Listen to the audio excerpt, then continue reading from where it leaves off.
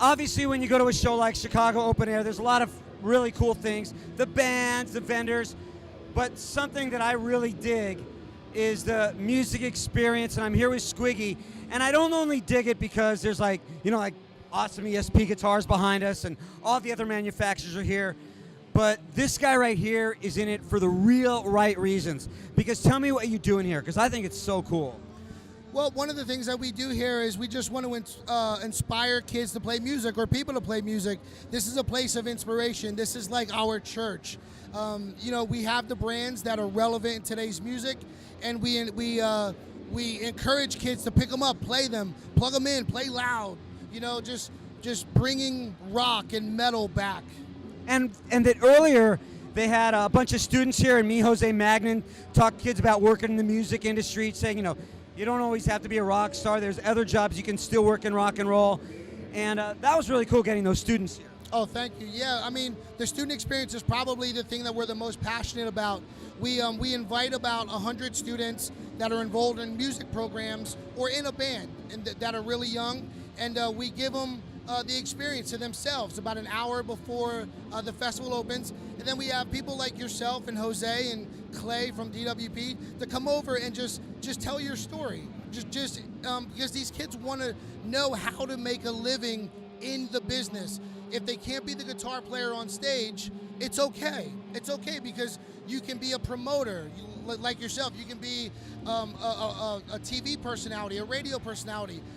You could set up equipment at a festival. You can have a living in without playing guitar or bass or drums on stage. And what was so badass was watching these like 11-year-old kids just shredding, on the drums, watching kids go in here and pick up guitars and not worrying about being a DJ with a USB, just picking up any guitars and just shredding. And that's got to make you feel good about the future of metal too. Well, dude, it's funny. So I come from the instrument retail side of the business, and we're told all the time electric guitar sales are down. Kids don't want to be rock stars anymore. But if that was true, we couldn't do this. If rock was dead, or if kids don't want to be rock stars, why is there 30,000 kids here to watch Death Angel? You know what I mean? Like how's that possible if the guitar is dead? So the thing that we try to do with the guitars, it's important. Like, this is the George Lynch model. It's important for kids to know who George Lynch was. It's important. Ted Aguilar, his signature model, Hammett's signature model, Gary Holt's signature model. These are models that these guys play that the kids can pick up and for that moment be these people. Okay, let's get one thing straight really quickly. I love that we have all the kids here picking up the instruments. I'm as old as dirt, okay? I'm in here picking up the instruments. My new favorite guitar right there.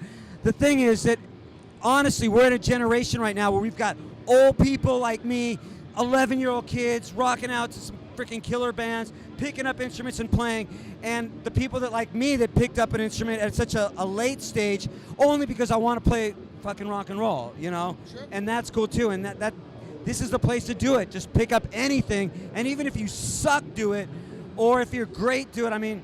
That's why I really think what this thing does is cool, because we're all watching the bands, but we all have dreams of being rock stars, and we also talk about ways to work in music that's not on stage, and most importantly, pick up a damn instrument and play, You're the best example of it.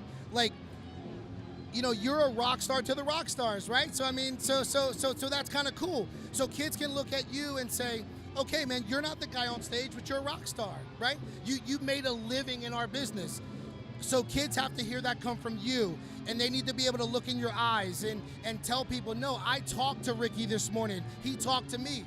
And it happened today. There was a kid that came up to me and he's like, dude, I'm so frustrated. I'm playing with my friend. We're playing in our garage, and I tell him, have fun first, and then you got to work your ass off. And they always say never give up, but have a backup plan too. I wanted to be a rock star, but instead I found ways, whether working in TV or radio or promoting. And there's all the guitar techs were ex-musicians. So, and even like you, selling guitars, you got a passion for rock. This is a way to get turned on to some of this stuff. Yeah, these instruments have stories of themselves. So when a lot of people see a picture of Jimi Hendrix, for example, a lot of people see Jimmy, the icon, the artist that is Jimmy.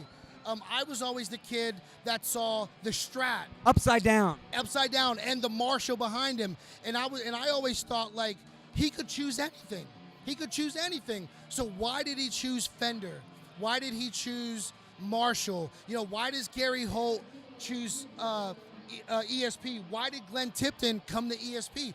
There's stories there, you know, and those are just the stories that resonate the most with me. These guys that could play anything, they choose these instruments, and why do they choose them? And that's why it's important to have the manufacturers here to tell the story. Well, I think it's very cool that you give everybody this opportunity, and I like coming here and just talking about hard rock, so it's fun. It's cool. I love it too, man. Thank you so much, man. And you know, it's actually kind of cool for me, dude. I was the kid watching Headbangers Ball, so There you go. dude, I get to get in. And now I feel even older now.